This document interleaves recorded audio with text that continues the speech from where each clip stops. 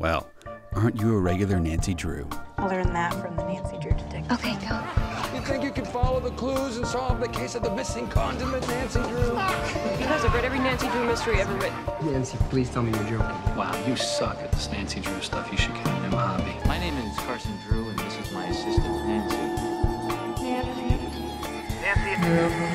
Nancy Drew. It's curtains for you, Miss Drew. Nancy Drew strikes again. A regular Nancy Drew.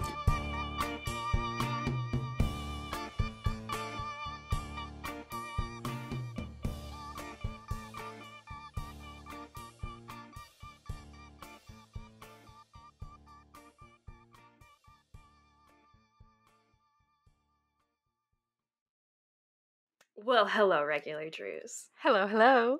Welcome back. So nice to see you, except we're not seeing you because we are in our, houses alone. But hi, welcome to episode 96. We're back with the files. Yay! So excited. So excited. Like, listen, okay, I love the mystery stories and everything. They're very classic. They're very interesting. Nothing beats the files, in my opinion. Truly. Nothing. They're so good. They're so good. And this, I think, is just another prime example of it. So I'm so excited to talk about. Absolutely. And that is number 3, Murder on Ice. Mm-hmm. So it's a little bit more winter themed than I feel like we would usually pick around this time of year. But I kind of liked that. I feel like it was, even though it wasn't necessarily on theme with like the season, I feel like, I don't know, it was very atmospheric and I really enjoyed the setting of it. Mm-hmm. So yeah. So thank you very much to our patrons for voting on this. I loved it so much. Yes. And it's set in Vermont, which is, of course, where you live now. I know. When I read that on the first page, I was like, oh, I did not know that this was a Vermont book. The only other Vermont Nancy Drew book that I know of is the Nancy Drew Diary. Is it Captain Stone's Revenge? Yes, and I haven't read that. But that was a book that was given to us at the convention last year. Mm-hmm. And I saw that it was in Vermont, and I was like, yes. I love Vermont, of course, because that's why I live here. But it's very exciting when I get to see my small little state in print. I'm so glad you said that because I couldn't remember. I was like, I know that there's one recently that we've read that was set in Vermont, but I didn't think that it was one that we'd covered. Right, yeah, but I remember from the convention, just because it's so recent on my mind from last year's convention. Yeah, so, okay, that jogs my memory. Thank you. Yes, yeah, it was the Nancy Drew Diary. I will say that the setting in this, while snowy and set in Vermont, there's nothing very specific Vermont about it. Right. It's just a ski lodge in the snow. That's really what the setting is. Mm-hmm. The mountain or whatever that they talk about in the book is not a real mountain in Vermont. It's not a real place, real setting in Vermont. It's just a made up ski lodge in Vermont. Really, it could be anywhere. Yeah, it really could. And they don't really do any like Vermont specific things. Like there's no talk of maple syrup, for example, or moose or anything like that. Not even really any wildlife at all. So it's a little bit sad in that regard. But overall, I don't think we needed that. I think it was great as it is. Just a little bit unspecific, you know. But that serves the mystery just fine. So actually a lot less focus on the food than I thought. Yeah. Normally there would be more, especially at like a place like this where they're all sitting down together for these big group meals with the entire lodge. Yeah. Well, there's such a prime spot for it too, because there's a specific spot where they talk about eating pancakes for breakfast. And I was like, just give us a maple syrup reference. Just give us one maple syrup reference, you know? Mm-hmm. But alas, you know, instead they use that moment, of course, to talk about Bess and how Bess doesn't want to eat more pancakes because she doesn't want to have to ski it off later. So, you know, gotta get a little bit of disordered eating in there when we can. Just a little bit. Just a little bit. Speaking of which, Team George, y'all have some explaining to do about your fave. This is like the worst George has ever been, possibly, in at least of the ones that we've covered so far. Yes. Yeah. I will say that I don't think that anybody in our Drew crew here was, except maybe Ned actually, which we could talk about later, but I don't think any of them were performing particularly well as friends. No. Not even really Bess at one point is not good. And I think that that's typical of the Files. You know, it's a Files trope to have them all fight with each other. Right. But yeah, George was pretty rough in this one. Although weirdly, we'll have to talk about it later, because I think it kind of turns, and I'm not sure what they're trying to say. Right. Probably they're not trying to say anything because it's a Nancy Drew file and they're just doing it for the drama, but we should talk about it regardless. So George is in some rare form this time, and yeah. We get a lot of the Bess slut shaming, and it's like, oh, Bess, you're, less than because you fall for these boys so quickly, and what's wrong with you? And then George, like, turns around and meets this man for the first time, and suddenly it's 10 times worse than anything she's ever made fun of Bess for. It's like, where do you get off saying that, George? Come on. Come on. Pot, you're right. Kettle. Yes. Yeah. Yeah. Bess has some not so great moments as well, but definitely not nearly as bad as that's how it goes. Yeah. Anyway. Yeah, we'll talk about that. But overall, I feel like this book is so solid. Like, the plot is so solid. The drama is so good. The setting's good. Like, I couldn't really see any plot holes in it or anything. Yeah. So, like, overall, I think it's just a great mystery. And like I was saying before, I love the mystery stories too, and they're classic or whatever, but the plots cannot hold a candle to the plots in the Files. Even I feel like when we get to some of the more ridiculous ones, I don't know, they still seem more realistic and more, I don't know, just better, more exciting, like cooler. Whereas some of the mystery stories plots, like Greek symbol mystery, for example, just don't make any sense. Like, they just don't make any sense. And even, I mean, I think this might be like a product of just all of the later series, because I think, again, the diaries too are really excellently plotted. So maybe it's just because they're older, and maybe, I don't know, maybe those books weren't written for me exactly as these books probably were written for, me and someone my age. So maybe I just identify more strongly with them. But I would challenge anyone to read, like, some of the worst, like, mystery stories against some of the worst Files or diaries or whatever newer series is, except maybe the Girl Detective ones. That's a different story. Yeah, and say that they're not better, Yeah. This one was so solid. It was really good. Even, I mean, the plot twist I saw coming a mile away, but it was good because I feel like all the clues, like, they left that trail of breadcrumbs for you to find. And so it wasn't like a surprise at the end. Like, really? That's how you're going to twist it? No, you could figure it out. Like, it was good. Well, and even I think it even left room for, like, I was kind of waiting for something else to happen too. I feel like they left a little bit more red herrings in there to where it was like, well, it still could be something else if they wanted to surprise us. So it was like, I had an idea and I thought that I had pieced all the clues together correctly, but I wasn't for sure until the reveal, which is just lovely and so satisfying. Perfect. Yes. Yeah. That's exactly what you want to happen. You want to have your theory and you want to be like, this is it, but could it be something else? So that even when you have it figured out, you're still kind of surprised, know? Yeah. I wouldn't even let myself read the back of this one because I wanted to go in surprised. I will say there was less murder in it than the title would imply. Right. But still in a way that's, like, surprising. I didn't feel like this one was as formulaic as it probably could have been. You know? So, very good. Okay, I will say the murder aspect, now that you brought that up, does confuse me a little bit. And probably that's something we'll have to talk about at the end because it's very plot dependent, obviously. But I'm, like, not sure why they talk about that person as being a murderer. You know what I mean? So anyway, I guess we'll talk about it. We definitely But will. anyway, 3 words, or should we talk about the cover? Oh yeah, let's do the cover. Oh, I love the Nancy Drew Files covers. Oh my god. Okay. We were talking about this with Trisha Zimick too at the convention because she illustrated a lot of these files, not this one, but a fair few. And we were just talking about how we love how bright they are. And Kori, this one's color scheme is blue and pink, which is like my favorite like two colors together. Well, even the title has the like pink lettering with the blue behind it, which is just like our logo. It's so cute. I love it. I love it. I love it. But it features Nancy in this blue ski coat and these, I guess, pale kind of pinky salmony ski pants with her ski poles and her mittens, and her hair is all down in a very beautifully 80s kind of coif with the baby bangs at the top. And then I guess behind her is supposed to be Luke.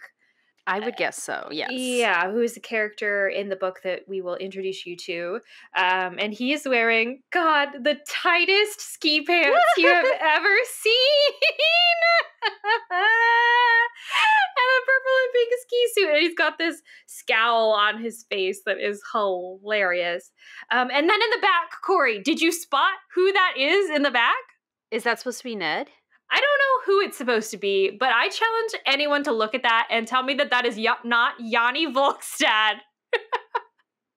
Oh, right. Yeah, Look at his ski suit. It's blue and yellow. It's got the blue and yellow on the arms. Just That's like Yanni. That is Yanni. Oh my gosh. I was like, it could be Michael, I guess. No, it's Yanni. That's Yanni. It's canon. It's Yanni. He's here for some reason. I love it. Oh, for those of you who don't know what we're talking about, Yanni is a character in a Nancy Drew PC game, White Wolf of Icicle Creek. Which we covered recently. We did. Yeah. But I know some of you guys don't listen to all the episodes, so you only listen to the ones that you read or want to read or cover or whatever. But yeah, so that's what we're talking about. He just looks, his ski suit looks just like that character's. So funny. Yeah, but no, I don't know who it's supposed to be. Yeah, probably Michael, maybe Ned. But yeah. But the artist was Joseph Cellini was his name. Who did the cover for this one. And this one was a 1986 book. Yes, right. Published in 1986. Yeah. So one of the real early ones. Okay, so I feel like the three words in this one are like really straightforward, because I just think it just has to be skiing, romance, and sabotage. Yeah, like those are good. I can't think of any other words, because it's not very Vermont. Oh, what? Oh, the only other thing I can think of is just blonde hair, blue eyes, because somehow everyone has blonde hair, blue eyes. A tall man with blonde hair, blue eyes comes over to Nancy. we can let's replace the sabotage with that then. So skiing, romance, and blonde hair and blue eyes. Okay, sounds good. I mean, those are all pretty spot on though. That's pretty good three words by themselves, but yeah. Oh my gosh. Okay, perfect. Do you want to get started? Let's get started. You want to start us off? Okay, so in this one, Bess, George, and Ned are all joining us for a ski trip to a ski lodge in Vermont. The lodge that they're staying at is actually more of like a hostel. So they are all going here to ski, but of course Bess is just kind of along for the ride because she doesn't really like to ski so much. She's just more interested in the boys that are going to be at this place that they're going to be visiting. So we check into the lodge and we meet the owner / manager. Not really sure exactly what her role is here, but her name is Liz Whitcomb. And we learned from her that this is not a big fancy place like the Overlook Hotel further up the mountain, I think. It's a little further down the road, but that is supposed to be like a big fancy ski lodge or whatever, where this, like I said, is more of a hostel. And they've got a setup where it's like a girl's bunk room and a boy's bunk room. So don't worry, no scandal here. Ned will be staying in the boys' side of things. So they take Ned to the guys' room, and then the girls go to unpack in their bunk room. So they're unpacking a little bit, and they start talking about the new ski instructor that Liz has told them about. His name is Luke Erickson, and they are absolutely certain that he's going to be very handsome, or at least Bess is. And George is like, you don't know that. He could be like old and married and have children our age and like, all that kind of stuff. But then Nancy decides she is not sitting around here any longer. She wants to get out on the slopes. So they go out to, I guess, get their skis on. But as she's going out, Liz kind of flags her down and is like, hey, can I talk to you privately? And I think actually when they were checking in, Bess mentioned to Liz that Nancy's a detective. And so Liz is like, hey, is that true that you're a detective? Because I've got something going on here that I might need your help with. And Nancy's like, yeah, I don't really like to say it, but yes, I am a detective. And Liz starts telling her that last week she came down to her office in the middle of the night and she sees a monster's face in the window. And we're like, what do you mean? And she's like, well, I mean, it looked like a person, but there were no eyes, no mouth, and no nose on the face. Yeah. And so Nancy's like, how is that possible? And then they say that like it must have been that the person was pushing their face up against the glass. I guess God. Like, and it distorts their face from the squish. So whatever. But Liz confirms that this man, even though he has no face or eyes, he has blonde hair and blue eyes. Mm-hmm. So I guess we need to be on the lookout for a guy with blonde hair or blue eyes. Can we talk about how ridiculous it is, though, to think about, like, a prowler coming up to just staring. A window and not just staring, smushing their face up to the glass so hard that it looks like they don't have any features? Like, what the hell? Like, what is that? Did he break his nose doing this? I'd be like, are you on drugs right now? Like, what's going on? Oh my gosh. Oh, it's so weird. But then Nancy's like, well, are you sure? It must have been really dark outside. Did you maybe just like, maybe it was distorted, you didn't see properly? And Liz is like, no, I'm positive. Like, something is going on. Somebody's trying to watch me, basically. So she also tells her that afterwards she went outside and found ski tracks from the spot at the window that like leads to a popular ski trail nearby. And so she says that the tracks had to have been made after the snowstorm stopped, which would have been about 2:00 on the night that this happened. So why would someone be prowling around at like 2, 3 o'clock in the morning? She also says that just last night she saw a similar looking figure skiing away from the lodge. And right after that, she noticed that the kitchen's back door, the lock looked like it had been tampered with. And she's also gotten 2 phone calls from some random person looking for someone named John, but there's no John like working at the lodge. They don't have any guests named John, so it's very strange. And she told the caller like there's no John here, and they got very, very angry and hung up. So Liz asked Nancy to investigate because she doesn't want the cops to get involved because that could, like, word could get out to guests and make her look bad, I guess. But she also tells Nancy that you should go out and ski first because you're here to have fun before you start looking into this mystery. So Nancy does. And in doing so, she runs into the new ski instructor, whose name is Luke. And he seems kind of rude and standoffish towards her. But she's really eager to start skiing, so she goes to, like, I guess, head towards the ski lift, but he tells her that she can't use it until he's checked it over for safety purposes, but he's, like, not in a hurry to do so. He's just kind of, like, standing around working on something else, I think. But then at this point, Ned comes out and he starts talking to Luke as well. And I don't know how they get onto the subject, but essentially Ned is looking to purchase some skis and some ski boots, and Luke has some that he's thinking of selling. So they make an arrangement that like Ned is going to wear them for a day or two just to see if they like work for him or whatever. And then if he likes them, then he'll buy them. So Luke goes to get the skis to show Ned, and Ned follows. And Nancy, in the meantime, is too impatient to wait for the ski lift to be ready or whatever.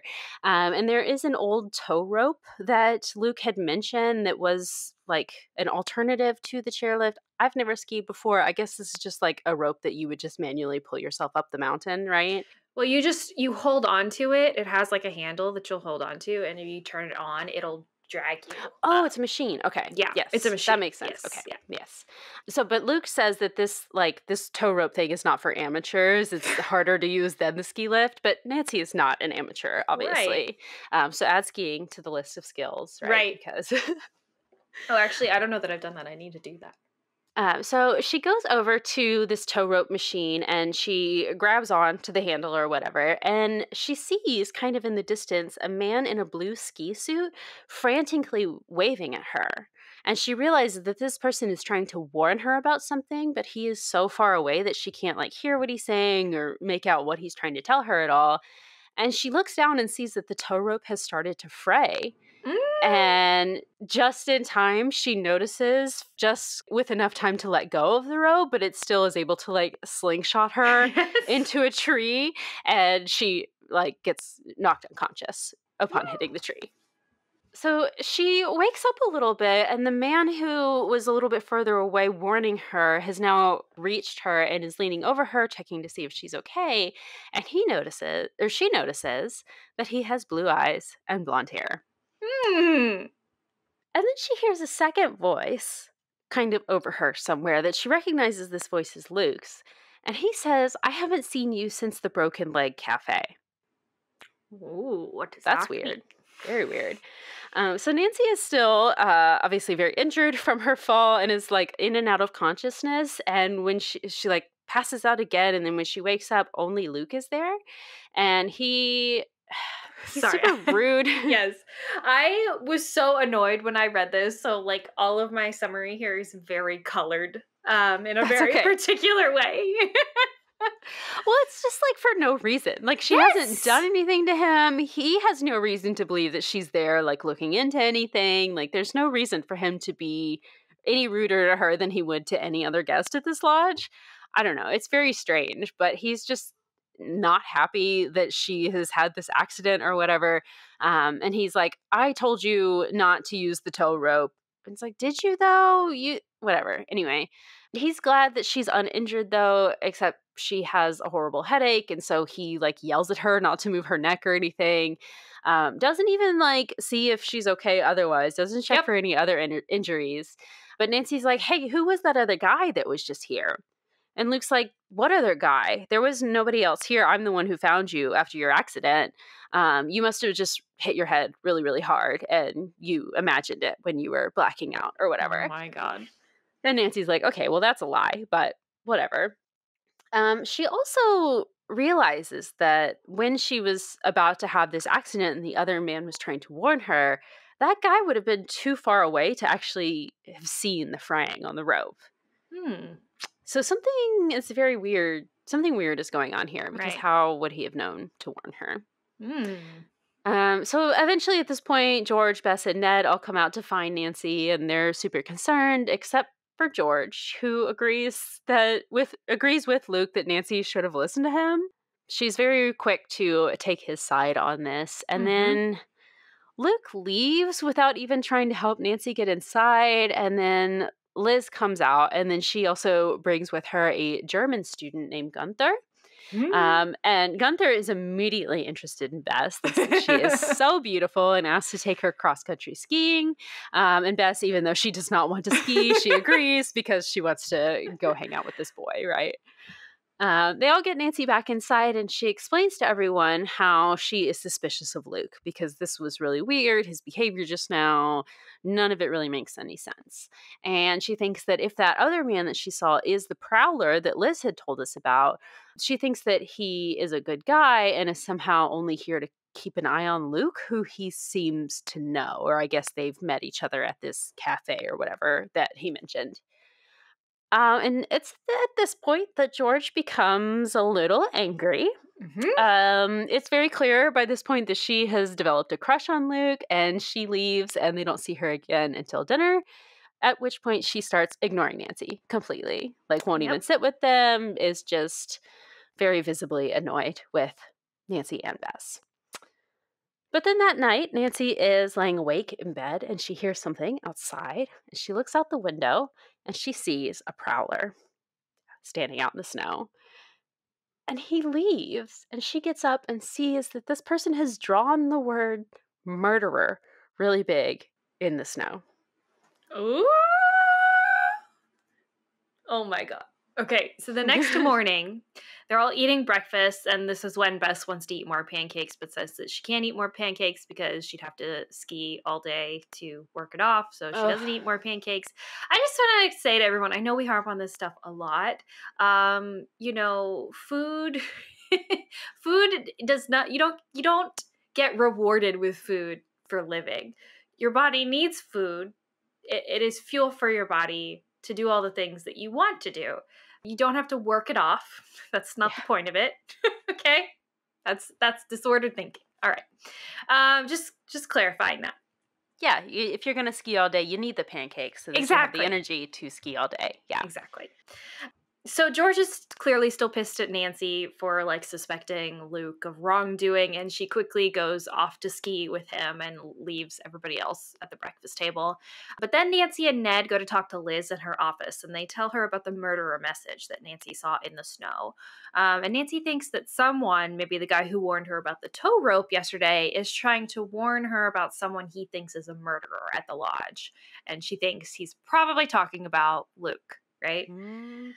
Liz thinks that maybe she should just like fire Luke and like get it over with so that she doesn't have to deal with all this stuff or whatever. But Nancy thinks that would be like a really drastic action. And of course, she doesn't know for sure that it is Luke.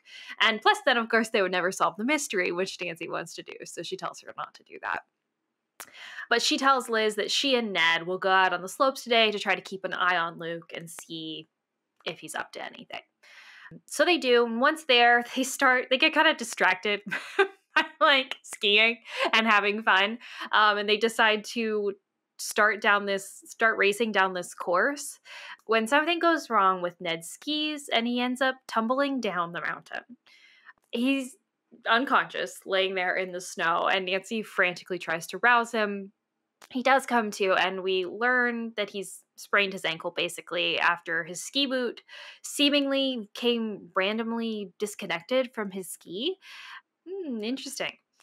And then Luke and George ski over to help. Okay. This pissed me off more than anything. So you remember how when Nancy got injured, just like the chapter previously or whatever, and everybody was like, Luke in particular was like, don't move your neck, and just skis off and leaves her there. Yep. Okay. She had a head injury. She was unconscious. Ned has just sprained his ankle. Like, he's fine. And Luke is so concerned about him. He like immediately skis over, goes to get him a stretcher, and carefully carries him down the rest of the mountain. They get him in the infirmary, which where was that with Nancy's injury? Yeah. And then Luke sympathizes with Ned and says, oh, you're like me, and I know you want to, but you shouldn't try to go down slopes that you're not ready for.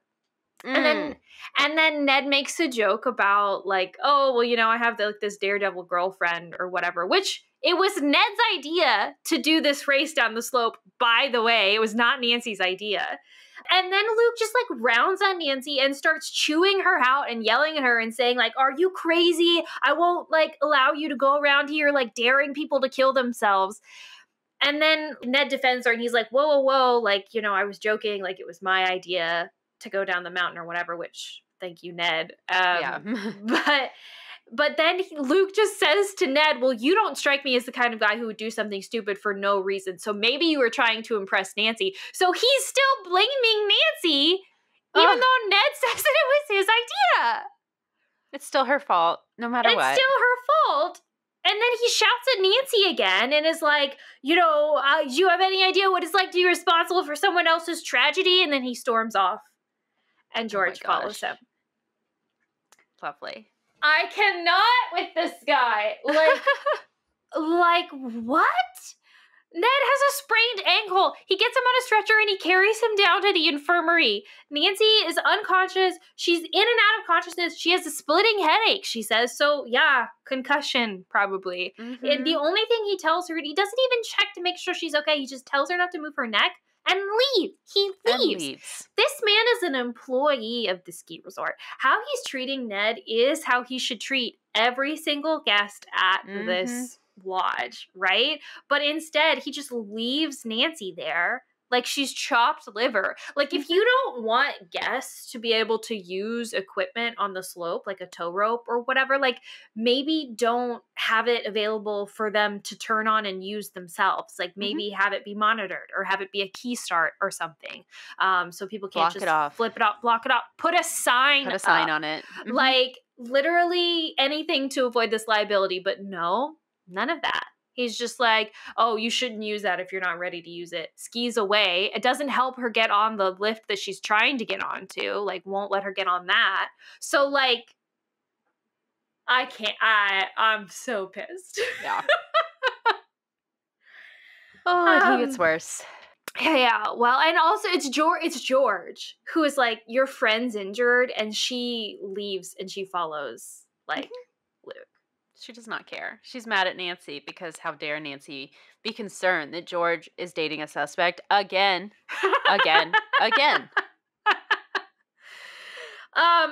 Anyway, the first aid people at the infirmary help get Ned back to the lodge. So I guess the infirmary is like another building that's like nearby, maybe, or something. I don't know. Maybe that's why they didn't take Nancy there. Maybe it's because they weren't very close to it or something. No, maybe. I don't know. Whatever. Still. And yeah, he gets back to the lodge and everybody babies him, including Liz and Bess, and everybody is like, "Oh, you poor thing, are you okay? Like, let me get you something. Like, come sit down." Nancy got a couch and some hot chocolate. That's all Nancy got. Nancy didn't get an infirmary. Nancy didn't get crutches. Nancy didn't get a stretcher.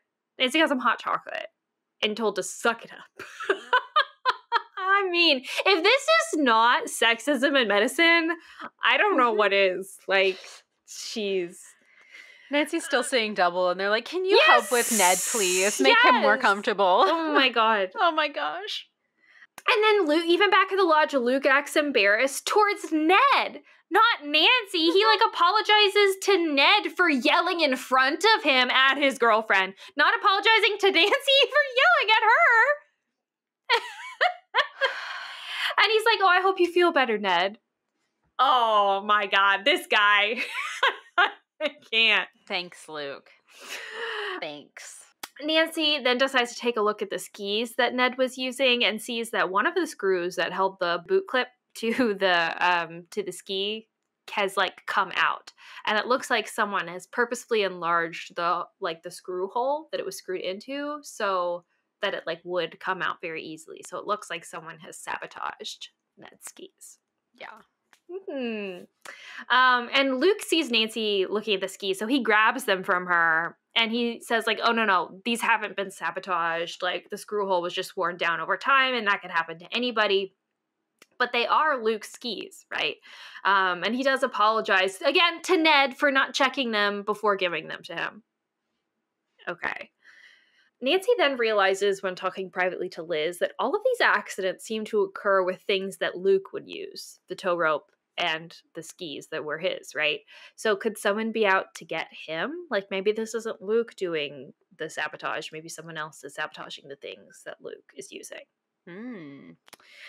That night at dinner, Nancy decides to make conversation with Luke to try to figure out what his deal is. But he quickly changes the subject whenever Nancy like tries to bring up like, "Oh, where are you from?" or whatever. And then both he and George start looking very uncomfortable when Nancy like happens to mention Olympic skiing for some reason. Like it's literally just like a random aside that she says. And they start acting really weird when she brings it up. So George knows something about this too. Something that she is not telling Nancy now, right? And it has something to do with the Olympics. Interesting. Luke ends up snapping at Nancy again about taking unnecessary risks and storms off, and George follows again. But this time, so does Bess, because she wants to try to see what's going on between them. And later in their room, Bess tells Nancy that after she went after them, she overheard George and Luke talking, but only picked up snippets of words like police, investigation, and broken leg. But Nancy remembers that that's what Luke said to that other guy who came over to her after her tow rope accident. "Haven't seen you since the Broken Leg Cafe." So she's wondering if that guy is involved in whatever secret that they have. But they can't talk about it anymore because George comes into the room. So they all go to bed. But Nancy is laying awake that night, though. She can't sleep. So she decides to get up to go to the lounge. And she sees Luke sneak out onto the porch and examine the busted skis again. Also, is Broken Leg Cafe just not the worst name for a cafe? If you're a skier, I'm not going in there. No. For real. No bad luck here. I guess it's supposed to be a joke on like where you go if you get your broken leg while you're skiing because you can't ski anymore. Maybe so you're just hanging out in the cafe. So you're the rest of the day. It's the Broken Leg Cafe because that's where everybody with broken legs are. But yeah, it's like I don't want to go there either. Yeah, nobody wants to be there. Like this is like a theatrical thing. It's like, oh, it's a cafe near a theater. That makes more sense of like a good luck type of thing. But for skiers, it's like, that's kind of ominous. Like, okay. Yeah. But anyway, as Nancy is sitting in the lounge noticing Luke like sneaking out around the porch, she goes and decides to confront him. And they're both very accusatory of each other. And she's like, what are you doing out here? He's like, no, what are you doing out here? Like, surely you're about to do something to the skis or something, right? And Luke says, like, oh, no, I couldn't sleep. So I thought I would just use this time to repair the skis and the broken bolt hole or whatever. And Nancy's like, oh, well, if that's all you're doing, why don't I watch? And he's like, oh, yeah, normally I wouldn't mind, but actually this probably isn't the best time to repair skis because the light in here is not so good. So I'm going to go back to bed. Okay. Sure. Okay. Right. So Nancy goes to bed as well, whatever. And then the next day she goes to take a closer look at the skis and sees knife marks around the bolt hole, the screw hole, whatever, that was loose, as well as some like residue from gray putty that someone must have used to like keep the screw in place temporarily. Like it would have just been enough to hold, I guess, well, Ned put the skis on, but not long enough to actually ski with. So that's very interesting. Yep. So she also asked Liz if she could go examine the tow rope, and Liz tells her yes, but because it was broken yesterday they put it in the shed. So she tells her you can go out to the shed to look at it there.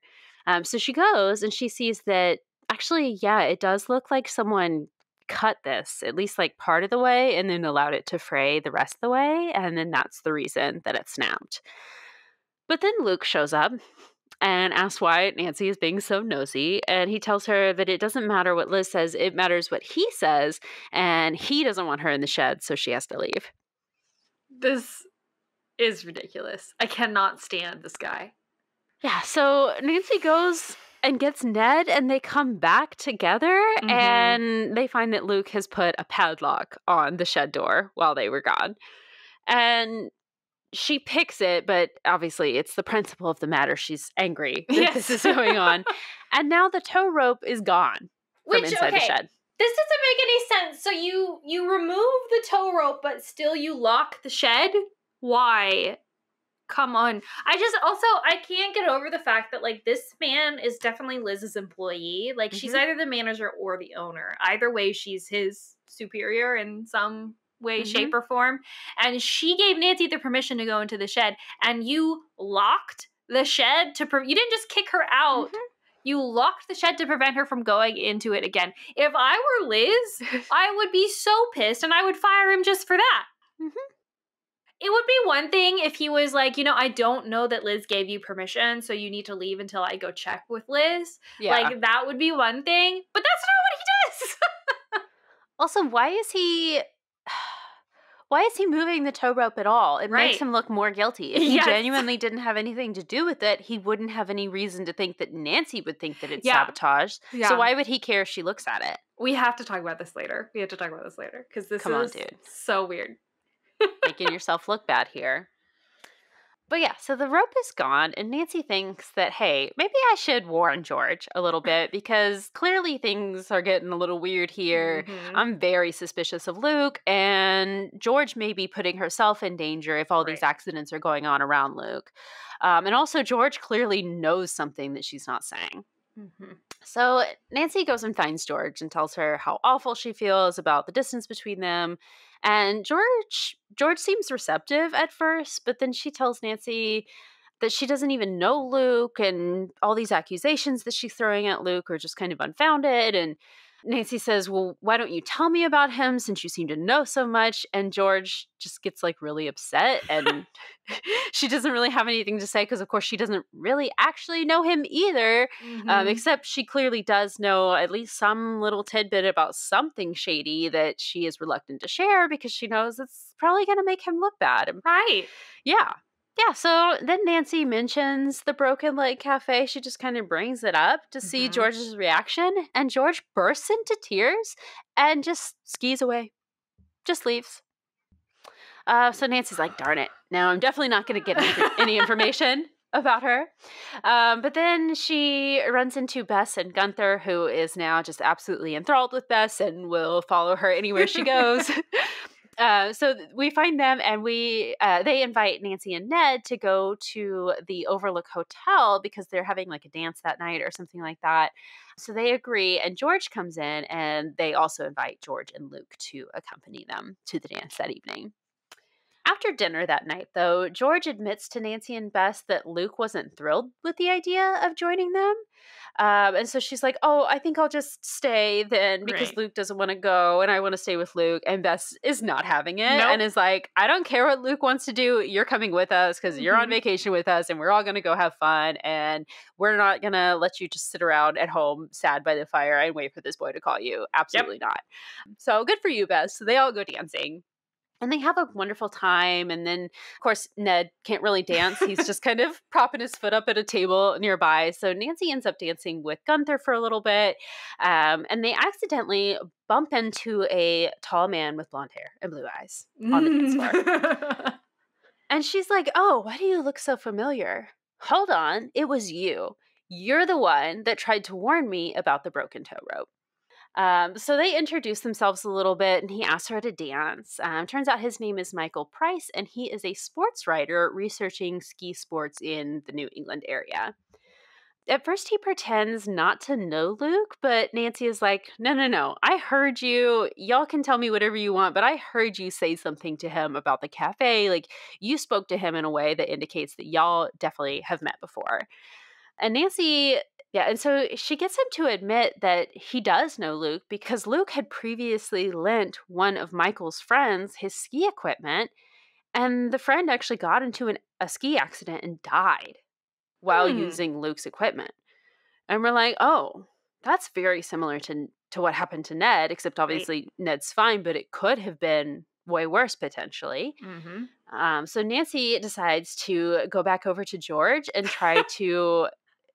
She's like, okay, maybe if I can just like get a different guy in front of George, she'll forget about Luke. And so she's like, oh, George, there's somebody here who I really, really want you to meet. And George is like, I know what you're doing, Nancy. I like Luke. What are you trying? And Nancy's like, no, I promise. Like, he's just a big sports guy and you like sports too. So I just thought that y'all might like to meet each other or whatever.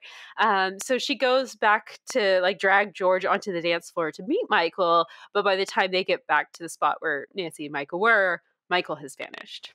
This is so ill-advised.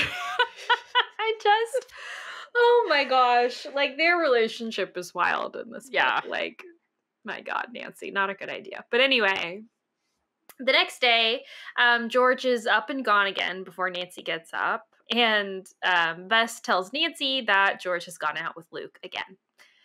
So they're very worried at this point that George is in serious danger. So Bess says that she and Gunther will head out to keep an eye on her while Nancy and Ned head back to the Overlook Hotel to look for Michael because Nancy wants to get more information out of this guy. They get in Nancy's car, but it won't start for some reason, which is odd. I thought this was going to be a bigger plot point than it is, but I think her battery is just dead or something. And so Nancy goes to tell Liz, and Liz gives her the keys to Luke's Jeep, which apparently he lets people use for emergencies. So they end up taking that.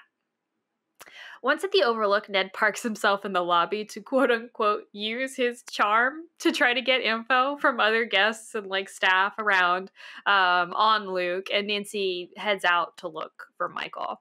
So sad because it's just because Ned really can't keep up. We can't walk around on his crutches. Honestly, I love this for Ned. I think, like, no offense.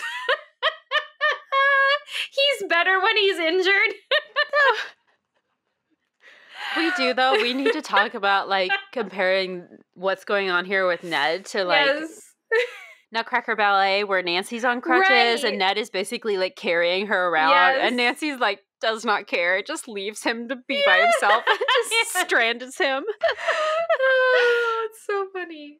But I think Ned does great. Ned does great. Even at the like, I was worried he was gonna be like all jealous, like the other night when they were like dancing and she was dancing with all these other guys or whatever. He was totally fine. He was like, "No, you go have fun." Like, you know. And she's even kind of reluctant to leave him at first, but he encourages her to like go and dance. And he's like, "No, I'm fine. I'll just be right here. You go do mystery solving business. I'll try to talk to people and get information here to help or whatever." He's just such a good sport.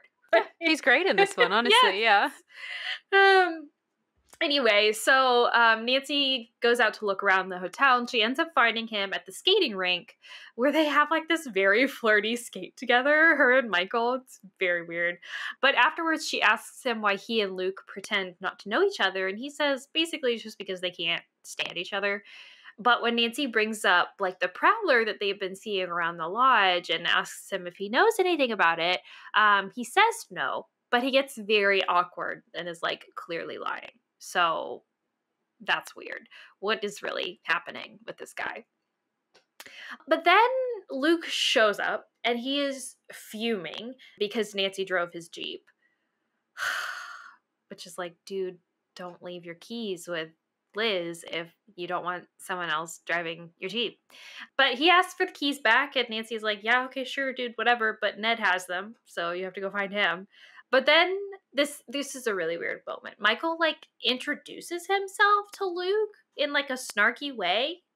It's very weird, and Nancy even remarks on how she thought they already knew each other. I'm not sure what this scene is about, but Michael says to Luke that they used to have a mutual friend, referring to his friend who passed away, I guess. And at this, Luke freaks out and pretty much just like runs out and leaves.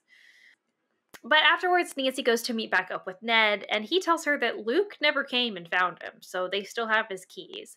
And also, it looks like there's a storm outside brewing. So they decide they better take it back to the lodge so they don't get stranded here at this hotel.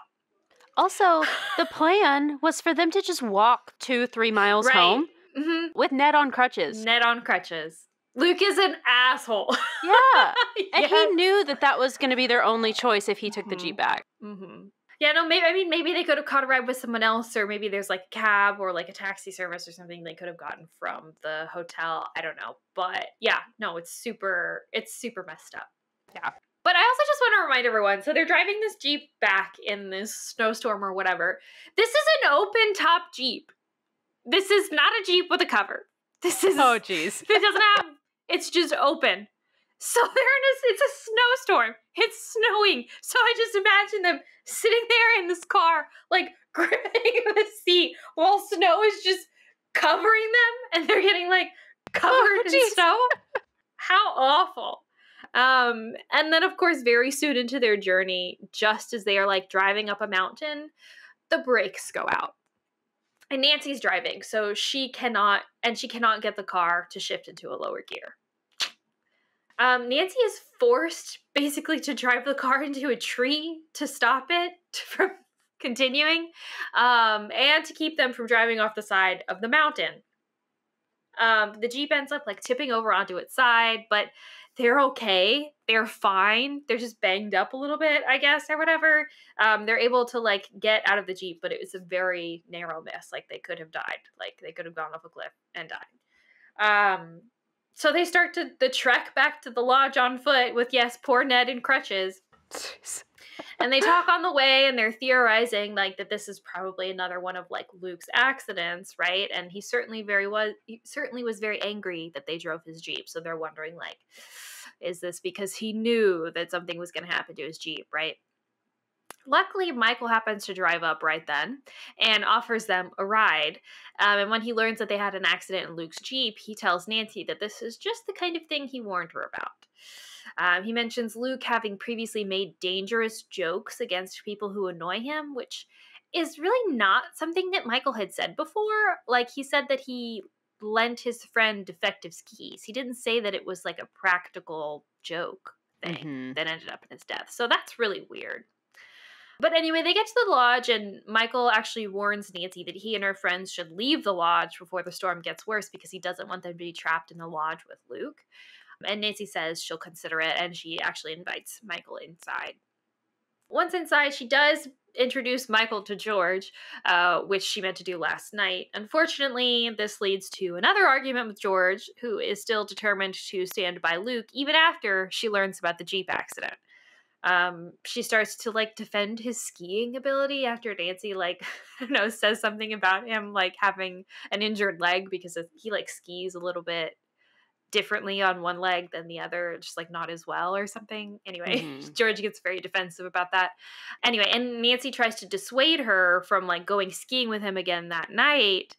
which George had planned to do, and then George says something like, in the last Olympic trials, like trying to like defend him.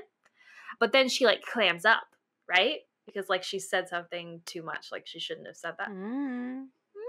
So Nancy realizes that this must mean that Luke had entered the last Olympic trials, which undoubtedly had press coverage. So she wants to go to the library to look at press clippings and try to learn more about that. George, why won't you just tell us? I know, for real. It's so frustrating. What benefit? That evening, Nancy talks to George to try to convince her to leave so that they aren't trapped in the blizzard. Unfortunately, of course, George is adamant about staying, and Nancy, of course, isn't willing to abandon George and leave without her and leave her here with Luke, who she doesn't trust.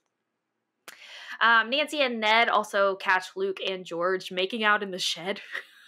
They volunteered to like go turn on the generator out there after they had lost power, which I just thought that's so funny. Like they're just like, oh, we should go, check on them because they've been gone for a long time, and they're like just out there making out. Oh my god, how embarrassing.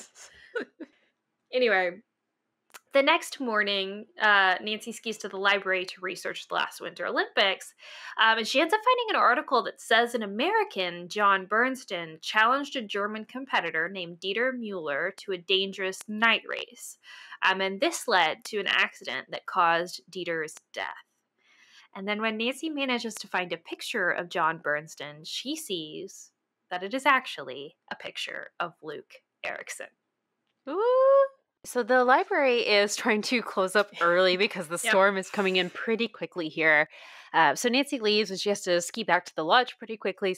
And while she's doing so, she starts thinking. Michael had said that Luke/John had loaned his friend Dieter Müller faulty equipment, but that's not what the article said. So why did Michael change the story? And why hasn't he been trying to call Luke by his real name? Like, surely if he was trying to out him to everybody, surely he would just use his real name because it's tied to this big story or whatever, right? And also, considering all this, it doesn't make sense that Luke would be the one engineering these accidents unless he was some sort of like psychopath or something, because really all the accidents are things that should have involved Luke. Like it should have been it should have been him wearing those skis. It should have been him being the one driving the car when the accident happened.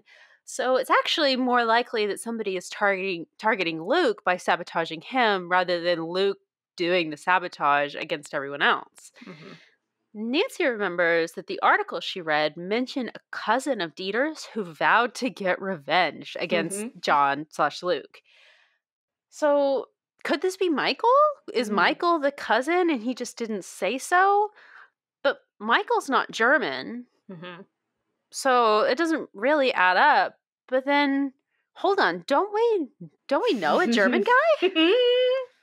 Isn't there a German exchange student here currently cuddling up with Bess by the fire? Yeah. Is he the one behind all this? And is Bess in danger now too? Great. Okay, so Nancy is trying to ski back even faster now that she realizes this, and she comes across Luke out and about, but I think she's far enough away that he doesn't see her, and so she decides to follow him. And while trailing him, she notices a rope, just barely visible, strung across the path, like between two trees, just at neck height, so that if someone is skiing fast enough through this area, it will like strangle them, garrote them, and kill them, probably is the goal here, right? And Luke is headed straight for this. So Nancy starts like screaming, freaking out, waving her arms just in time for him to like, he ducks a little bit and it like gets him across the forehead instead or something like that. So he avoids some like very worse injury, possibly even death. But of course he's got this awful rope burn across his face now. Serves him right. Yeah. And so Nancy goes over and is like, look, please, obviously now we know that these attacks are all against you. Please let me help you. Tell me who is trying to hurt you. Who is it that's out to get you? And he says, no, I'm not telling you anything. The only way you can help is by leaving. And also, George is too wonderful to get involved in this. You need to get her out of here as well, basically. So Nancy heads back to the hotel and gets Ned to help her convince Bess and George that they all need to leave now.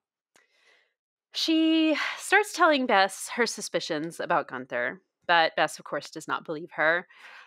But whatever, they all agree to go, so they start packing up, and just as they're about to go, Michael arrives on skis and tells them, hey, guys, I know you were trying to get out of here, but it's too late now. The storm has gotten too bad, and the roads are all blocked by downed power lines, so there's no way to get out of the lodge. I'm sorry. I love this. This is peak mystery story. Now they're trapped together. Yes, I know. This is the best trope. I love it so much. So good, yes. Yeah, so they all go back inside and they have dinner, and then Michael leaves. And then George decides to go out to meet Luke because they're going to go skiing at night for some reason. Like, what is all this about night skiing? Who does that? Like, I guess I don't know. I'm not a part of the ski community or whatever, but is that a thing? Do people go skiing at night? That sounds really dangerous. Like, why would you do that? Like, isn't it also freezing cold? Like, why would you not want to do it during the day? I don't understand. I can't imagine there's any lights on these trails either. Yeah, probably not. Skiing is so dangerous. Why would you want to take away your visibility of where you're going? Like, you could ski into a stick, like so many things. A rock, like, so dangerous. If it's snowing at all, the visibility is like you could go right off the edge of a cliff.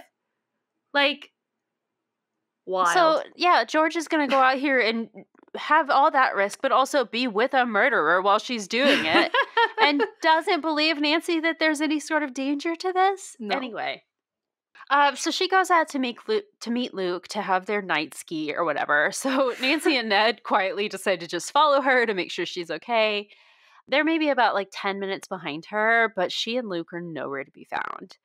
And I guess they had agreed to meet at this one like lookout spot or whatever near the cliffside of the mountain.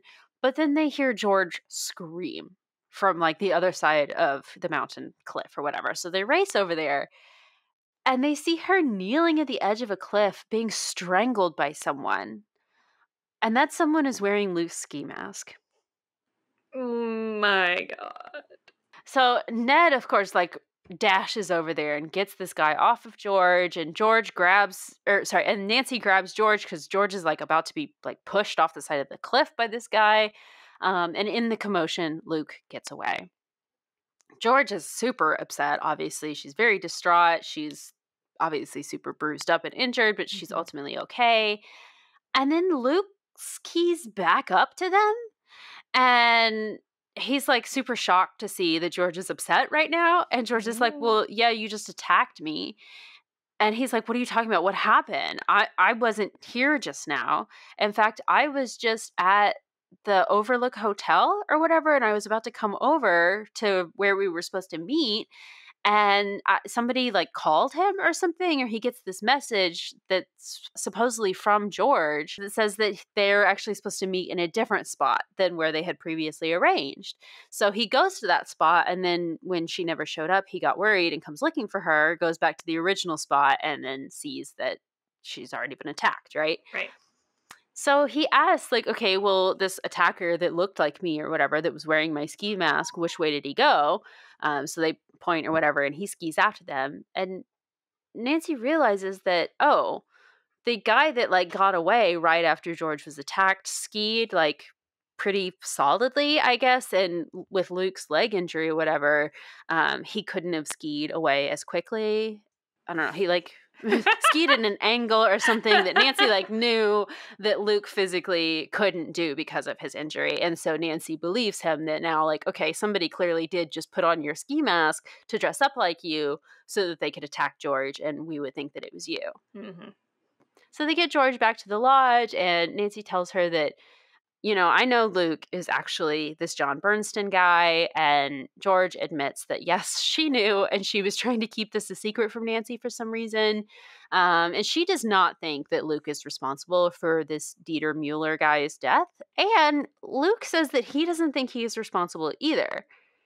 And we learned that he doesn't have any memory of the event at all because he got amnesia from also being injured at this time. Or something. Yeah. This is wild. Honestly, this is truly wild. Like, yes, the fact that, like, he has amnesia, and he's like, I don't think I'm responsible for it either, but I don't remember, really. But George is like, no, I know you're a good guy from 2 days of talking to you. Yeah. Like, what? And then also, like, yeah, she doesn't tell her best friend about any of this. She's known this guy for 2 days. She's known Nancy for, what, 10 years or something? At least. Yeah. Like, and Nancy, by the way, is a detective. And she knows this about Nancy. And so to have, like, this big secret that you're keeping from your detective friend, you know she's gonna figure it out. You know she is. So why wouldn't you just come out and be like, no, I know this about him. He's actually this guy. He's hiding his identity. He doesn't want to tell you because he's worried that you are here to investigate him. But, like, I think he's innocent and I'm a good judge of character and I want you as my friend to trust me on that. Like, at least then Nancy would know and wouldn't be all up in your business, but would just be, like, doubting that he's a good guy or not. You know what I mean? Like, a lot of this could have been avoided had George just told Nancy. Yes! Yes. And if both you and Luke genuinely believe he's innocent, why are you hiding evidence that he could be innocent? Right. It's not like George knows something actually incriminating about him. And it's like, oh, I like him too much for Nancy to find out that he could actually be the bad guy here. Yeah. No, I'm going to make it harder so that Nancy gives me more trouble about that. It just doesn't make sense at all. No. But yeah, so apparently Luke and Dieter were in this incident where Dieter's skis or whatever were sabotaged, and then Luke also crashed or something, or was so upset by the accusation that he got amnesia. Yeah. After this event and doesn't remember whether or not he actually, like, sawed off this screw on the ski. Whatever. So... okay, it's that night. George falls asleep, and Bess tells Nancy that, hey, right after you and Ned left to go look for George, Gunther also just, like, got up and left and went out with his skis. So is that, like, evidence enough that it was Gunther posing as Luke to try to hurt George? And Nancy's like, oh, yeah, we can't go to the police yet, though, because we need proof so that we can, like, show that it's Gunther. So in the meantime, we'll just have to pretend that everything's fine with Gunther. And Bess, you need to still, like, make out with him and stuff, even though you're afraid of him. You can't let on that anything is off. And Bess is, like, super upset by this. And Nancy's like, no, just take one for the team, basically. It's weird. But anyway, they go to bed. And the next morning, the generator has been sabotaged by someone. So that now they have no heat, no power, no running water, anything. Wonderful. Michael comes back to check on them for some reason, and Nancy announces in front of him and Gunther that maybe they should all look at those articles she found at the library yesterday about John and Dieter. So Gunther then at this point tells us that he and Dieter used to ski together when they were young, but he doesn't know this John person. He doesn't know anything about who that guy might be. And then Michael starts to say something about Luke/John, but then George just, like, blurts out of nowhere that Michael has been slandering him and she knows that this is all Michael's fault and blah, blah, blah. She's just, like, super upset. Yeah. And then Liz cuts into the argument because it's thundering outside right now. And they're like, oh, it must be the storm, right? And she's like, no, that's not normal thunder sounds. It's an avalanche. Oh my God. Very White Wolf of Icicle Creek vibes. Yes. Very much so. If Yanni's already here, like, obviously. But yeah, so they look out the mountain and they see that, yeah, there is an avalanche coming right now. And it's actually coming down the trail that Luke is currently skiing on. Of course it is. Yeah. Of course it is. Yes. So they all, except for Bess, strap on skis and try to go rescue him. They have to, like, scour all the piles of snow, and, like, George miraculously, like, spots his leg sticking up out from underneath the snow. So they're able to dig him out and carry him back to the lodge. And of course, he's unconscious and he's bleeding. He's just in an avalanche. And they have no idea how seriously he's injured. So Nancy decides that she's going to go get help. They decide that 2 people should go after some, and then after some deliberation, they decide that Michael is the one who should go with her. They're skiing as fast as they can towards the Overlook Hotel because it's the closest. And Michael starts acting kind of like cavalier about Luke's injuries. He starts talking about like how thrilling it is to be like skiing out, really fast to try to, I guess save someone's life or something. And starts talking about how like life is all about danger. But then also he seems to start talking about things that Nancy hasn't told him about. So he started talking about like Luke's / John's memory loss after that skiing accident. He also talks about George's attack, which Nancy has not told him about. Then he ends up taking them down this really steep slope that Nancy's like barely able to manage, but he skis it with ease. And it's right then that Nancy notices that he is skiing exactly like George's attacker was the previous night. And as he goes down this slope, he accidentally drops something, which Nancy like kind of sneakily picks up. And it is a detonator. So he must have used that to set off a bomb that caused the avalanche that Luke was just in. And Nancy now realizes that Michael is the murderer / saboteur, and now she's out in the wilderness alone with him. Oh. So she realizes that she has no choice but to try to reach the hotel before him. So she skis as fast as she can, but Michael is just a better skier than she is, and he easily outpaces her. And then at some point, she ends up like missing a turnoff and ends up like right at the ledge where George was attacked. So at this point, they both stop because he clearly knows that she was just trying to run from him, and he knows why, right? That she's figured it out. So Nancy asks him, she's like, why? Why did you do all this? And here we get the story, the reveal. He says, oh my God, this is so wild. Okay. He says that he wanted to be in the Olympics, but John Bernstein just like narrowly beat him and he won like bronze or whatever for the Olympics qualifier. I don't know how Olympics qualifiers work, by the way. Whatever. He just barely missed out, I guess, on making the Olympic team or something. So he decided to arrange an accident for him. Unfortunately, he accidentally sabotaged Dieter Mueller's skis instead of Luke / John's skis, and he didn't actually mean for Dieter to die, but he doesn't seem to feel guilty about it at all. And then, like, after Dieter crashed, like, Michael was, like, hiding in, I guess, the trees or something, watching all of this happen. And as Luke / John, like, skied away to go get help for Dieter, Michael beat him over the head with a rock. And he did mean to kill him. Like, he meant for him to die.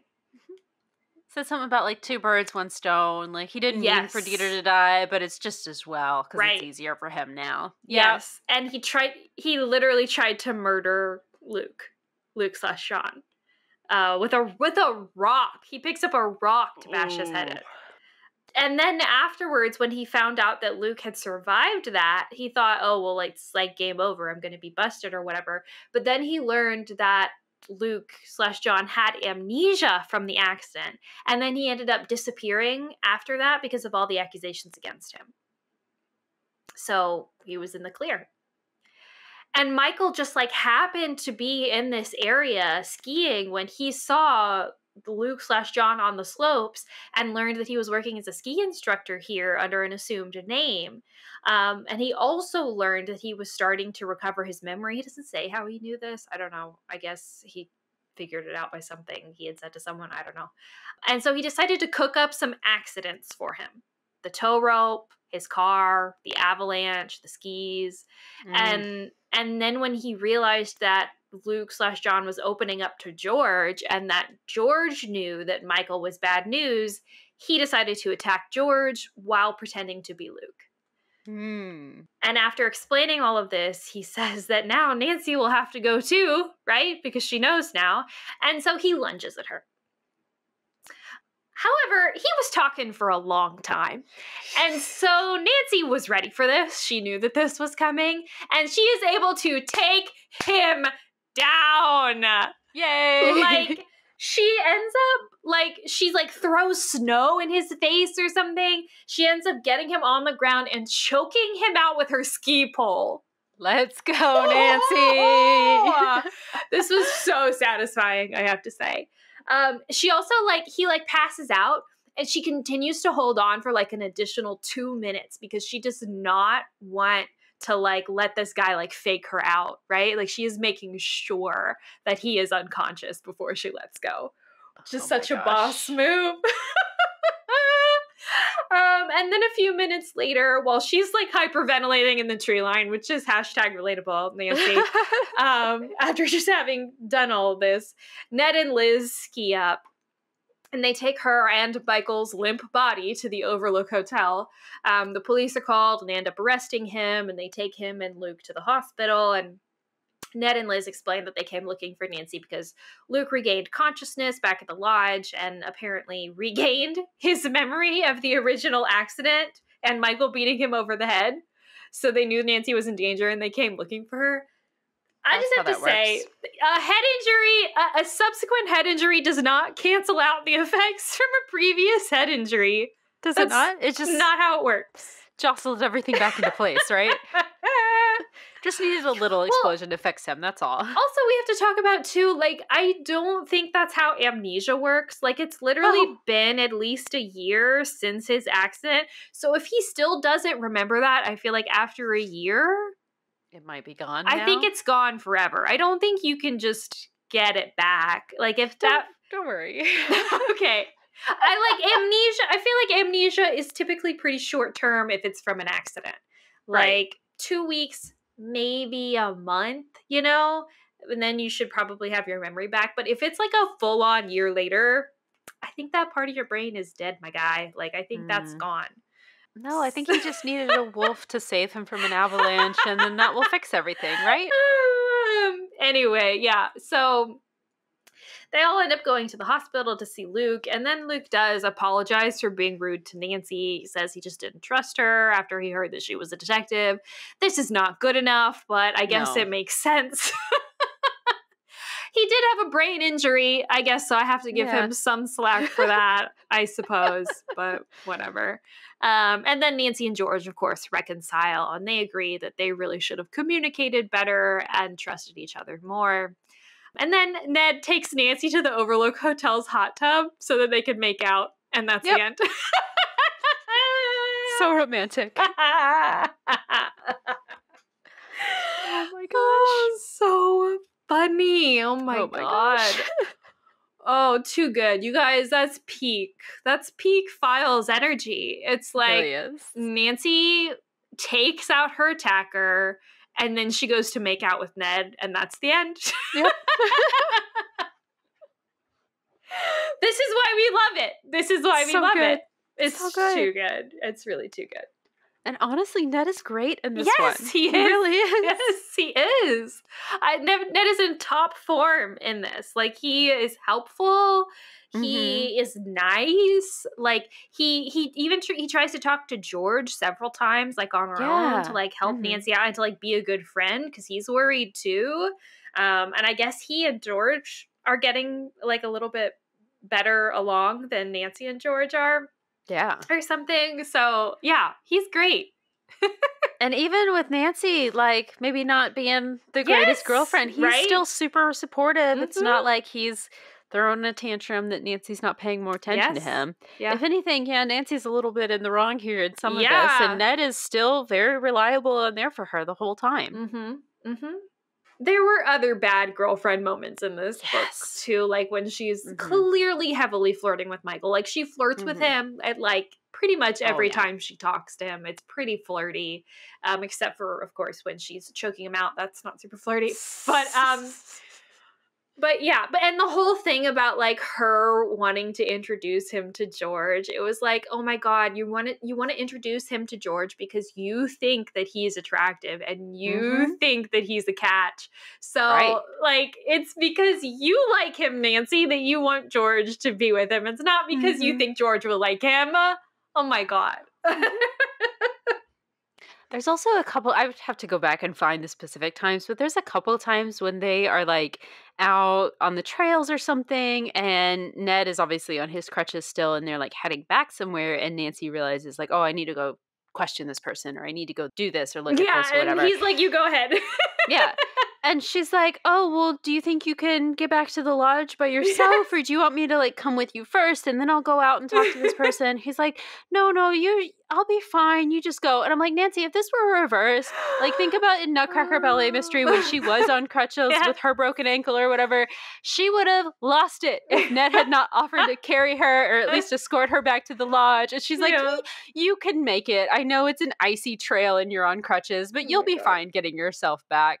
And then he does, and then he just goes and he just sits on the couch and waits for her the whole time.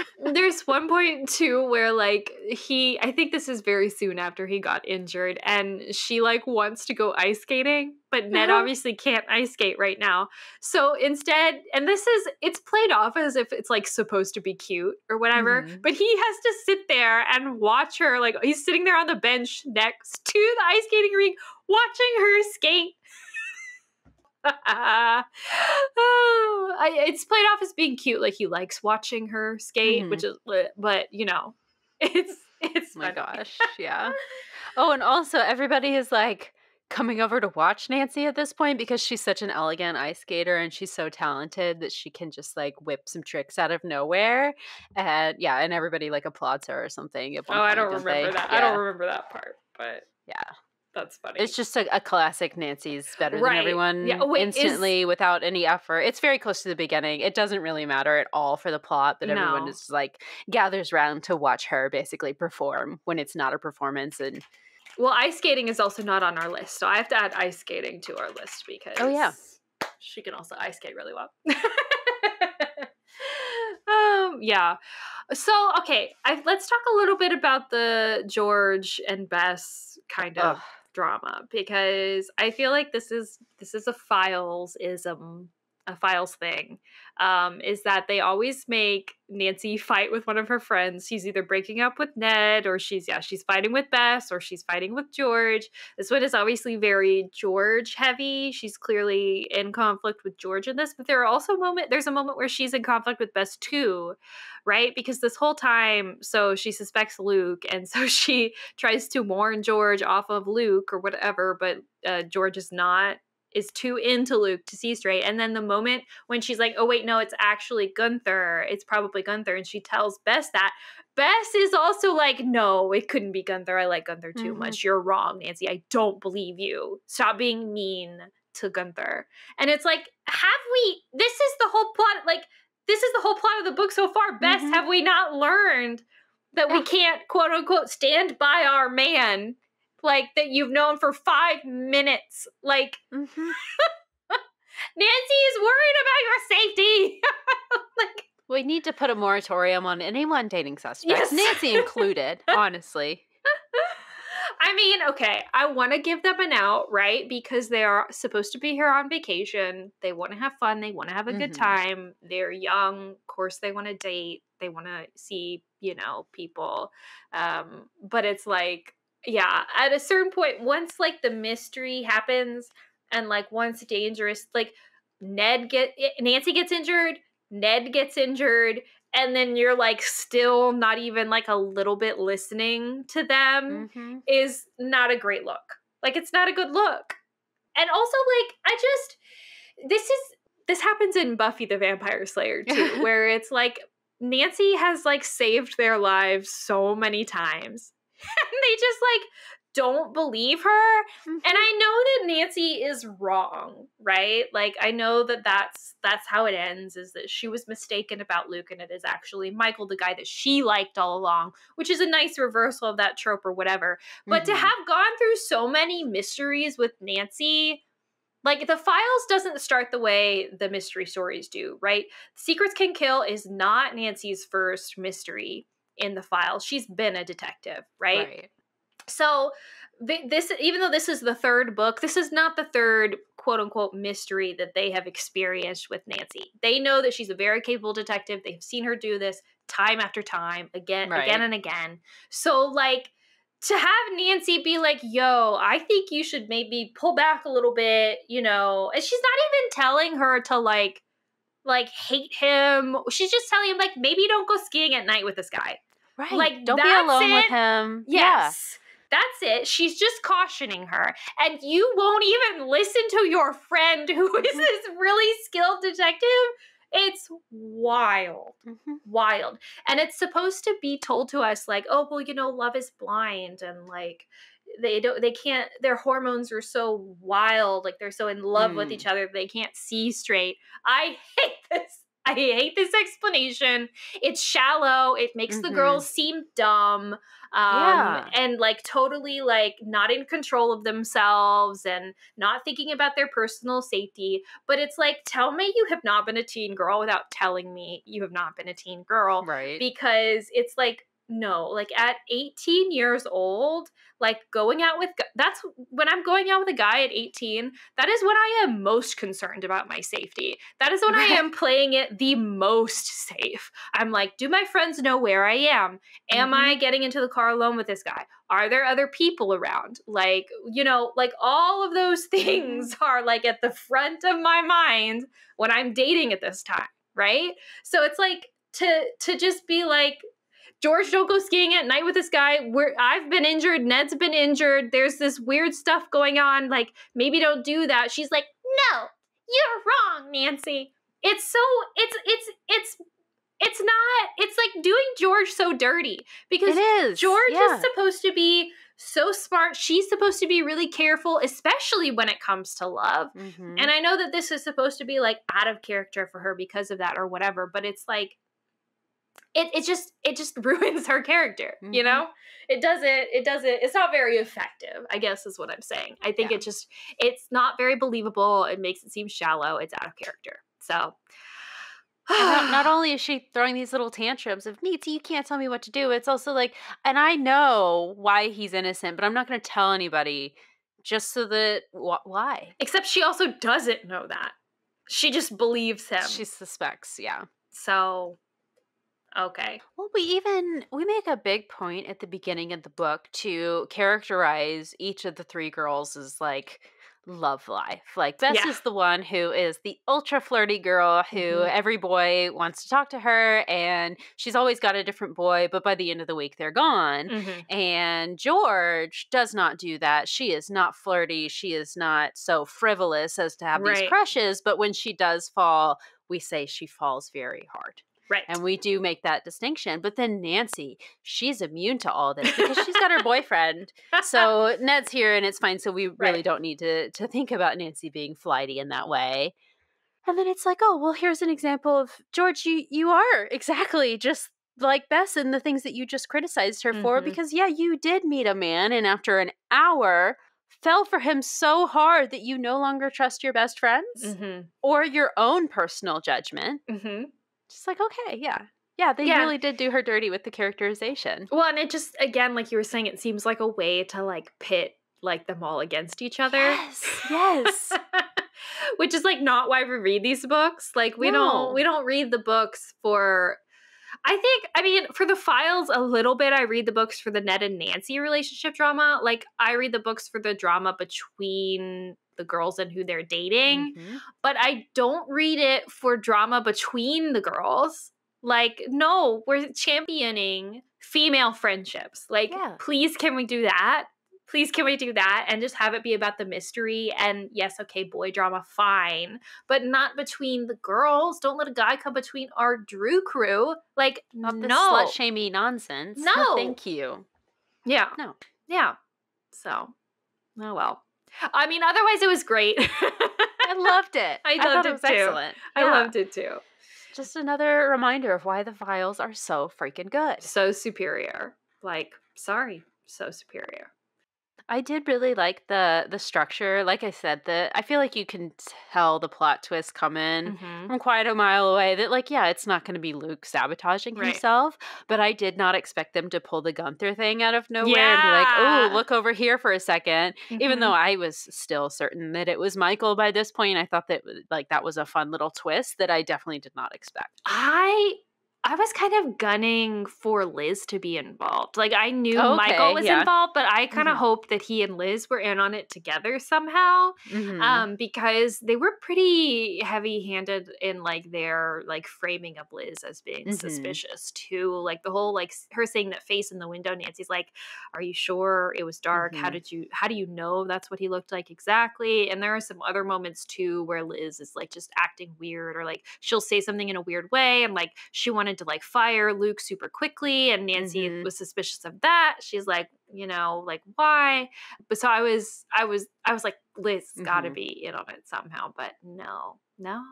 And then, I didn't expect the Gunther thing. They pulled that out of nowhere. I was like, oh, that would be so good. So that distracted me for a little while. Yeah. And so I was like, oh, I don't know. I thought it was Michael, but I don't know. Well, even going back and doing the summary just now, there are things from, like, even the beginning that I forgot about. It was like, here's a little tiny breadcrumb that actually it could be Michael. You know, I'm like, oh, that was good. That was clever the way they did that. So I liked it. Yeah. Well, I mean, like, right off the bat, I mean, it is, like, they really set it up. They're like, okay, he has blonde hair and blue eyes, everybody. We noticed that about him right away. Do we think he could be the Prowler? But then even when we're like, oh, yeah, he's the Prowler, but maybe he wasn't doing it for a bad reason. It's like, oh, my God. He's here to just tell Luke that he knows Luke is the murderer. Right. And he's trying to intimidate Luke into, like, admitting it or something. Yeah. And so it's like, really, they literally say it at the very beginning. It's like, no, it's this guy. But it's like, still they don't, like, they finagle us out of that so that we don't believe it right away. It's really masterful, honestly. It really was, yeah. Okay, but let's talk about Luke a little bit too, because I don't get it. I don't get what his deal is. I mean, I know that, like, he was, you know, he had a head injury. Okay.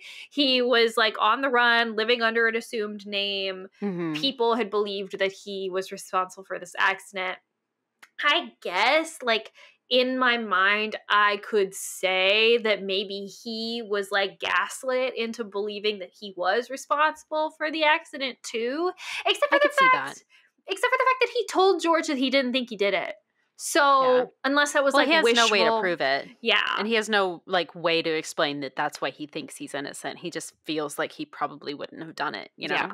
But the thing that I keep coming back to is the tow rope. Yeah. Why did he move the tow rope? And why, when Nancy is like, dude, clearly someone is targeting you, why doesn't he come clean and be like, yeah, you're right. Someone is targeting me. He's not the one doing the accidents. The skis? Like, why was he so shady about repairing the skis? What was that about? Why is he hiding that from Nancy? Like, if he thinks that at his core he's a good guy, he knows he's not the one causing at least these accidents, even if he doesn't have proof for the other thing. Like, why isn't he being like, no, Nancy, I didn't do this. Like, I wasn't there. I was over here. Ask this person. Or, like, you know, no, I had no idea. Like, why would he not be pleading innocence instead of just, like, hiding and leaving and all of this stuff, you know? I could definitely see at the start him being wary of Nancy just because all he knows is that she is a detective, and so him thinking like, oh, she is secretly here to sniff him out or whatever, or to trip him up to admit that he's actually guilty or whatever, but only to a certain point. It's like after like day 3 or whatever, he should have realized that, okay, I can trust her to like expose the truth and not just like some biased version of the story. Right. The tow rope, I can understand them moving that just in like a, oh, it's broken, so we want to get it out of the way so no one else tries to use it or something. Yeah. Right. Well, he should have just thrown it away instead of stashing it in the shed. But that's still just strange, right? Yeah. Yeah. Well, okay, but I think that you brought up a good question, though, because you were talking about, like, by day 3, how long does this take place? Like, how long is this trip? Because now I'm thinking about it, maybe it was only a few days, and so maybe I'm not giving him enough grace because really he didn't have enough time to know. I mean, I just said 3 is like, I just picked a random number. I think it's about a week. Okay. They do have like several times where it's like, oh, they go to bed and then the next morning. So probably about a week. It's more than 3 days total, but probably maybe a week max. So Nancy has her accident on day 1. Mm-hmm. I think day 2, Ned has his accident. Yes. And then, yeah, you're probably right. It's probably like 5 days or maybe like a week. Yeah. Day 3 might be the dance, and then day 4 and 5 they get snowed in, right? No, I think the dance might be day 2 because that literally happens. They get invited by them that night after Nancy goes to see George, right after Ned has his accident, I think. Oh, that's right. Okay. So that might be day 2. She meets Michael on day 2. They go back to the Overlook Hotel on day 3. That's the Jeep accident and the snowstorm. That's right, yeah. Day 4 is the avalanche, which is, that's it, which is the end of it. Because that... There may have been one more day in there somewhere. There may have been. I think that's... It's 4 at max 5 days, yeah. Yeah, so a very quick amount of time here. Yeah. I honestly thought that Luke was going to get murdered. Just because the title, Murder on Ice, I'm like, we have to have a murder take place during the story. Obviously, there are many murder attempts. This whole thing is about a murder that has already taken place in the past. But we have so many files where the formula is that, like, we start out, we suspect somebody, and then they get murdered, and we realize, oh, actually, they were the one in danger this whole time. And now we have to find the real murderer, right? So yeah, no, I think... Yeah, the murderer thing really confused me for a long time because I was like, who, like, and the writing of the murderer, because I was like, I know that guy died, supposedly, so I know that, like, they're supposed to be framing him as, like, framing Luke as being, like, this murderer guy. Like, that's why Michael wrote that in the snow. But, like, has a murder really occurred? It seems like that was an accident. And it's really not until the end when we out Michael fully that we're like, oh, okay, yeah, so he's a murderer. Like, he murdered someone. I feel like the murder angle came up too late. And then, so I was confused for most of it. I was like, no murder has occurred. And then, so, like, even when they brought up murderer before, I'm like, is it really a murder? And then by the time at the end, it's like, okay, well, I guess. Yeah. But... yeah. Well, Michael murdered Dieter. Right. But he's just trying to get into Luke's head to make him think that Luke murdered Dieter. Yeah, no, I get it. I just think it doesn't... It doesn't quite line up enough for the title, I feel like. Because it's not as much of, like, a fake out as I feel like as it is. Like, that's not a murder. And then, oh, okay, well, I guess that's a murder. But, like, you know, I don't know. It just felt like a little bit too late. But yeah. Not that it would have been any better for the plot, just based on the title. I'm just so surprised that Luke actually survived all the things that he survived. I thought that they were just going to kill him off at some point. No, but can you imagine? Would have been easy to do. Like, George would have been insufferable. Yes. Oh my gosh, yeah. That would have been awful. Oh, yeah. But yeah. Anyway. Yeah. I liked it.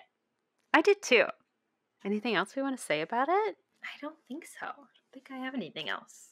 There's not a whole lot I have to criticize, which is, like, so rare. I feel like there's nothing bad about it, you know? Love a closed door mystery. Closed room mystery? What is it called when it's like, okay, now we're snowed in, locked nobody's room. Leaving. Locked room mystery. Thank you. Yeah. I do think it's interesting that nobody else is at this lodge. Yeah. Or I guess they were, but then they talk about how all the guests left because of the snowstorm. So there were maybe a couple other people there or something. So yeah, so by the time everybody's left, it's like, well, it's got to be one of us. Yep. You know? There's 1, 2, 3, 4, 5 other people here, so... Ooh, yep. Well, somebody's responsible. Yeah. So good. Yeah. Yes. Flashlight score? Oh, I want to give it a 4, I think. I think I want to give this one a 5. Yeah? Yeah. Just because, like, I don't know. A lot of the times I feel like I judge the series as differently. You know what I mean? Like, I judge the files on a file scale, and I judge the mystery stories on a mystery stories scale. And I don't want to do that anymore. I feel like that's not fair. And I think that this is a 5-star, 5 flashlight mystery, you know? Okay. If this were in a mystery story, I would give it 5 flashlights. So that's true. I'm giving it 5 flashlights. You know? I just don't like the girls fighting. Yeah, that was the only thing for me. That's fair. I know, obviously, it serves the plot. There's a point to all of it, but it's still painful to read. You don't like them to be not getting along. No. Yeah. And I did feel like their reunion at the end of it was maybe not as satisfying because it happens in like 2 sentences. Like it's really fast. And I was like, we need a little bit more since this was the entire plot of the book. So that does feel fair. So maybe I'd give it like a 4.5. 4.75. Okay. I would almost say 4.5 as well, just because I'm like, okay, well, there are definitely other files that I liked way better. Right. But then it's like you just said, like, let's not pit the series against each other. It's a 5 against all other things, right? So, okay, 4.5. Yeah. I'm just saying 4.5, yeah. Okay, cool. Oh, so good. So good. Yes. Ooh, well, next up we have another file. This is another one that our patrons have voted on, so thank you very much, patrons. And this is number 6, Whitewater Terror. Kori, I think you've already started reading this one, haven't you? I did not yet, actually, okay. no. You just brought it. Okay. I was going to read it on the plane. I fell asleep. Oh, fair. Okay, so let me see. Let's read the back of it. It looks like they're going rafting in Montana. Oh, love it. Oh my god. Okay, this cover, Nancy's hair. Look at her hairline. I mean, so much volume. Okay, every single man on the cover of every file looks like he's 40 years old. I bet you he's supposed to be 22. Definitely. Yeah. How old is Luke supposed to be? Because he looks pretty old as well on that cover. I think he's supposed to be their age. Maybe it was just the 80s. Maybe the 80s did that to everybody. Yeah, honestly. It's the haircuts, I gotta say. And the excessive tanning. The 70s were that way as well, honestly. Right. Yeah. Okay. Do we want to read the back of it? Yeah, let's do it. Okay. Nancy Drew was on a whitewater adventure that soon becomes a deadly game of cat and mouse. When George wins a rafting trip on a wild Montana river, Nancy and Ned agree it's time for a vacation. Bess is persuaded to go because there will be boys in the group. Oh God, so this is exactly the same start. Jeez. That's the other Did we have to add that into the summary? Come on. But a sinister telephone warning and 2 near-fatal accidents soon put the vacation on ice and Nancy and her friends on guard. So this is the same book! Even on ice. Oh my gosh, that's so funny. Then when one raft capsizes and another is sliced to ribbons, it's obvious someone is sabotaging the trip. Everyone is a suspect until one of the rafters is killed and another disappears. Oh. Okay, so we do have a murder in this one. Interesting. It's clear that Nancy and her friends are being stalked by a ruthless murderer, but why? If Nancy doesn't find some answers soon, she can kiss her vacation and her life goodbye. Okay, all right. Now that I know that there's a murder in it, I feel a little bit more excited about it. But yeah, no, it reads, the summary at the start of it reads exactly like Murder on Ice. They're on a vacation. There's a couple weird phone calls. Sabotage starts happening. Like, that's it. That's the plot. Bess, George, listen to me now. No fighting. No fighting. No fighting. Girls, to your corners. Oh my God. Not this time. Oh, and this is number 6. So we went from number 3 to 6. So this is literally just like 2 books later, 3 books later. That it's the exact same plot. That's too soon, guys. I need to have a word with Simon & Schuster. It's too soon. Hopefully we won't have the romantic drama that was in the last one. We'll feature something totally different and then it'll have a different vibe. So. I'm sure it will be very different, but maybe they need to talk to the person who is writing the back of these, who's writing these blurbs, because that sounds way too similar. But we will find out. Yeah, and we will read it all, tell you all about it next time, Regular Drews. We'll see you then. See you then.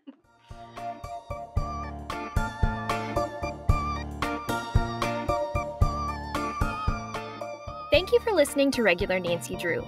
Email us at regularnancydrew@gmail.com. If you like this episode, make sure to rate, review, and subscribe. You can also follow us on Instagram at Regular Nancy Drew and Twitter at RegularND. You can also support us on Patreon. Patrons at the $3 level vote on upcoming episode topics and get exclusive access to our Scoop Sesh series. And all patrons receive early access to each episode as well as weekly bonus content. And to all you Regular Drews out there, thanks for listening.